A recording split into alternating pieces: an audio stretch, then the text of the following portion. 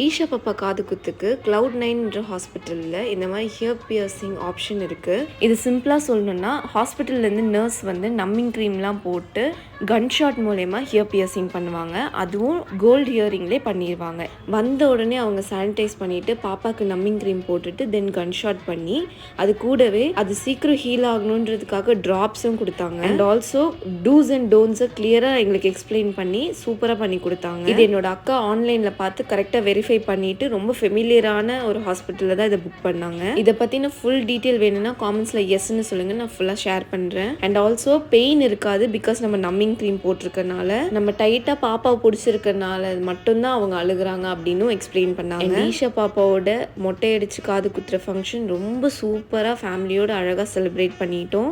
And இந்த mini vlog உங்களுக்கு பிடிச்சிருக்குன்னு நினைக்கிறேன். இதே மாதிரி இன்ட்ரெஸ்டிங்கான வீடியோக்கு என்னோட பேஜை மறக்காமல் ஃபாலோ பண்ணிக்கோங்க. பாய்.